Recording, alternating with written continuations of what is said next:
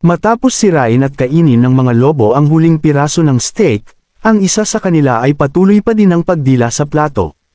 Matapos maubos ang huling piraso ng pagkain, masayang tumingin siya sa taong nagluto ng pagkain habang kamakaway ang kanyang buntot.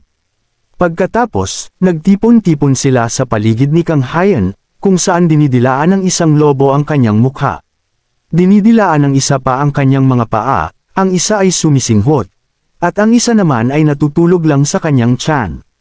Hindi makapaniwala si Kang Hayan, bumulong sa kanyang sarili, nagtataka kung bakit hindi niya alam na maraming kapatid si Rice Cake. Wala nang magawa si Tori kundi aliwin siya. Nang magising si Kang Hayan, tinanong niya ang isa sa mga lobong nakahawak sa kanya, nagtatanong tungkol kay Rice Cake at kung sino sa kanila siya. Sinusuri ang bawat lobo isa-isa, mabilis na napagtanto ni Kang Hayan na wala sa kanila si Rice Cake. Sa sandaling iyon, umungal ang isang matandang lobo mula sa mataas na lugar. Nang marinig ang angle, sumabay ang lahat ng mga batang lobo, nagkakasundo ang kanilang mga boses. Nalilito, tumingin si Kang Hayan sa kanila, pagkatapos ay napansin ang hamog sa paligid niya na nagsisimulang magtipon, at habang lamilinaw ang tanawin, natagpuan niya ang kanyang sarili sa isang magandang tuktok. Tumingin siya sa paligid na may pagkamangha, nagtatanong kung paano siya nakarating dito. Nang mawala ang kagubatan kasama ang hamog, nagtaka si Kang Hayan, kung ang lahat ng kanyang naranasan ay isang ilusyon. Habang nakatitig sa kanya ang dalawang magagandang lobo, narinig ni Kang Hayan ang isang boses na tumatawag sa kanya ng tao. Nagulat na nakakapagsalita sila, nakinig si Kang Hayan habang tinatanong ng boses kung bakit siya narito. Nagtipon ng lakas ng loob, tumayo siya, nagtanong kung sila ang mga magulang ni Rice Cake. Nagulat ang isa sa mga lobo na malapit sa kanya, nang ahas na kausapin ang kanyang mga magulang ng ganito. Ipinaliwanag ni Kang Hayan na pumunta siya rito upang makita si Rice Cake. Ang matandang lobo, na nagpapalabas ng kapangyarihan, nagbanta kay Kang Hayan at humiling na malaman ang kanyang tunay na layunin.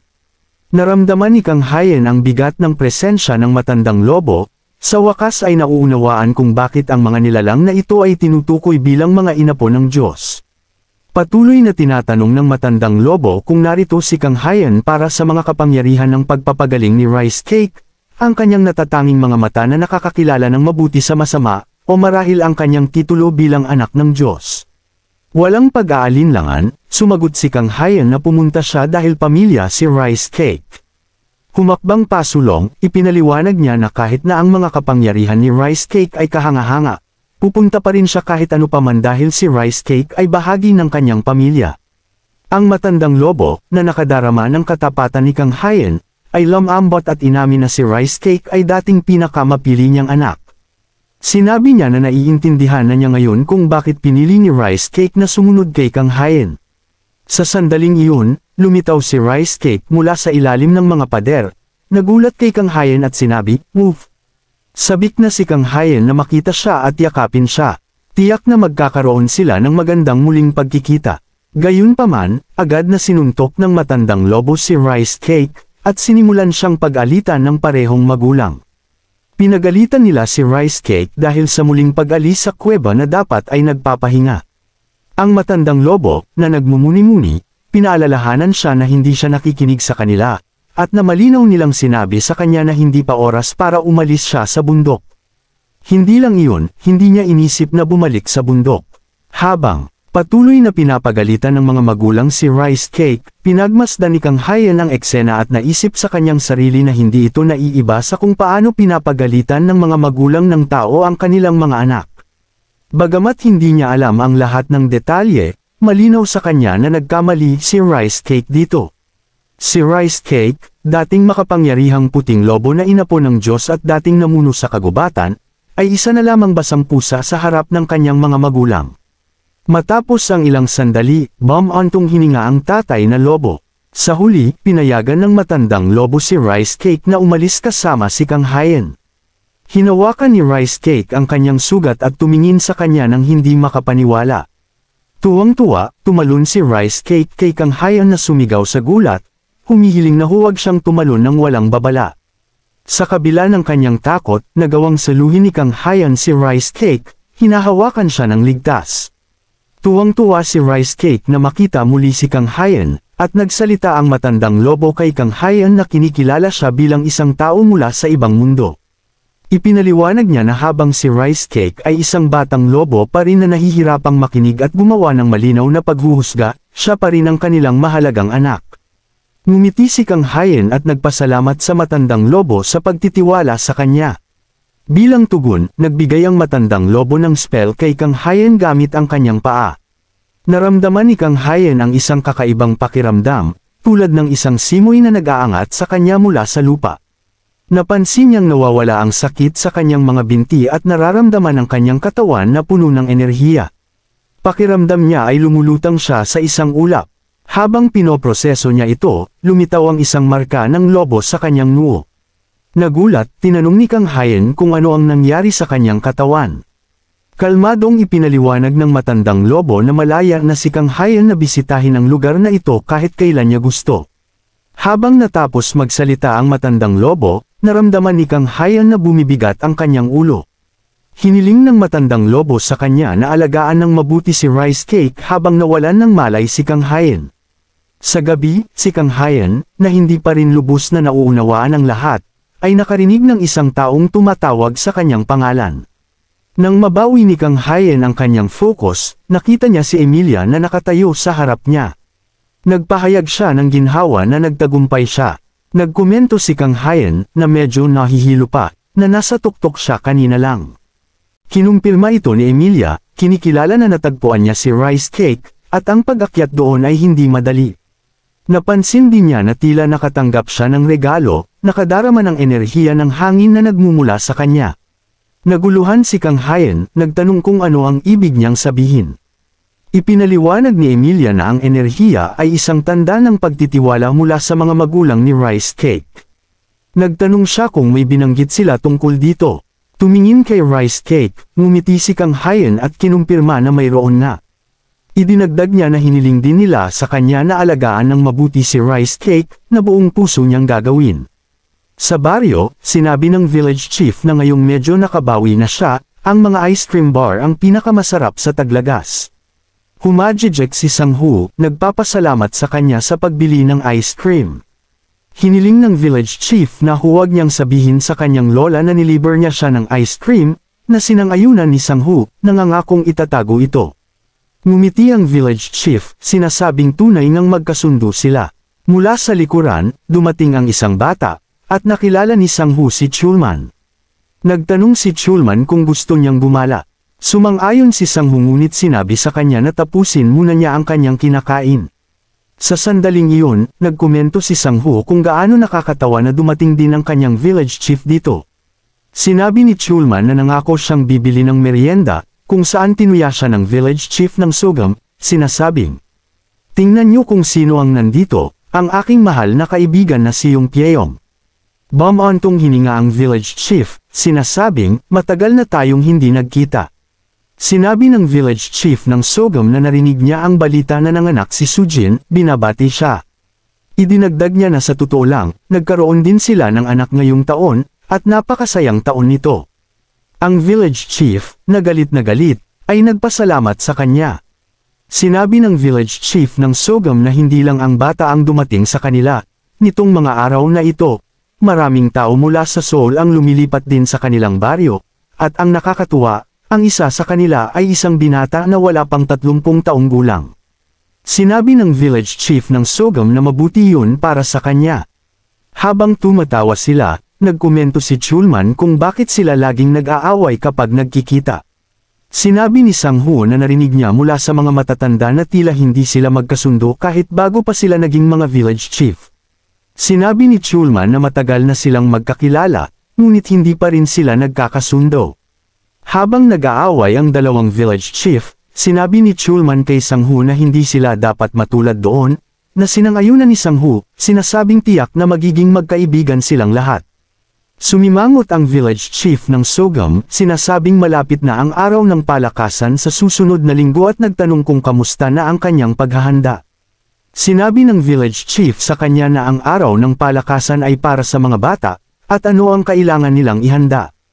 Sinabi ng village chief ng Sogam na tama siya, ang araw ng palakasan ay para sa mga bata. Idinagdag niya na ang baryo ng Sogam ay nananalo sa lahat ng laro dahil sa kanyang kapabayaan, at nagtanong kung papayagan niya silang manalo sa pagkakataong ito. Sinabi ng village chief ng Sogam na salamat sa pagkakataong manalo, at inaabangan niya ito habang umaalis siya. Nakadama ng tensyon, tinanong ni Sang Ho ang village chief kung okay lang siya, nagtatanong kung bakit siya gumagawa ng ganoong mukha. Lumipat ang eksena habang hinihiling ng village chief kay Kang Hayan na pumunta sa araw ng palakasan, kung saan naguluhan si Kang Hayan, nagtatanong kung hindi ba iyon para lang sa mga pamilya. Sumang-ayon ang village chief, sinasabing sa huli, parang pista iyon, at lahat ng tao mula sa baryo ay pumupunta para uminom at kumain. Nagtaka si Kang Hayan kung paano sila makakainom ng alak sa elementarya. Sinabi ng village chief na may ilang laro para sa mga matatanda ngunit hindi pa sila nananalo laban sa baryo ng Sogam, kahit minsan, at wala silang magawa tungkol doon dahil mas malaki ang baryo ng Sogam kaysa sa kanila. Marami rin silang kabataan, at tinanong kung paano sila mananalo doon. Tinanong ni Kang Hayan si Sang Ho kung nagustuhan niya ang pagkain at pinuri siya ni Sang Ho. Sumigaw ang village chief na magiging iba ang taong ito dahil kasama nila siya, at malakas siyang binata na wala pang 39 na taong gulang. Sinabi ni Kang Hayan na maaaring tama iyon, ngunit hindi pa talaga siya nakakapunta sa mga palakasan. Noong mga araw niya sa paaralan, iniiwasan niya ang araw ng palakasan, sinasabing, may kompetisyon akong darating kaya hindi maaaring masaktan ang aking mga kamay. Maaari ba akong lumiban sa araw ng palakasan? Kapag nagtanong ang kanyang mga guro, hindi ka man lang makasali sa karera. Sumasagot lang siya, kailangan kong maghanda para sa mga kompetisyon. Tinanong ng village chief kung hindi siya nag-aral o ano. Sumagot si Kang Hayan na nadaanan niya ang lahat, pati na ang universidad. Sinabi ng village chief na okay lang iyon at walang huhusga sa kanya kung hindi siya nag-aral, talento ang mahalaga ngayon. Habang sinasabi ni Kang Hayan na siya ay nakapagtapos ng pag-aaral, tinawag siya ni Sang Ho. Sinasabing hindi mahalaga kung siya ay mahina sa sports at tinatanong kung maaari siyang sumama sa kanila para maglaro. Nakangiting sinabi na gusto niyang makipagkompetensya kasama siya. Iniisip ni Kang Hayan na hindi naman mahalaga ang panalo o talo, at sumang-ayon siya. Sinabing magdadala rin siya ng pagkain, ikinatuwa naman ito ng village chief. Sinigurado ng village chief kay Kang Hayan na huwag mag-alala tungkol sa mga laro dahil tuturuan niya ito. Lumipat ang eksena sa kagubatan kung saan natutulog sina Rice Cake at Toray habang nag-e-ensayo si Kang Hayan, tinatanong ang village chief kung sigurado siya tungkol dito.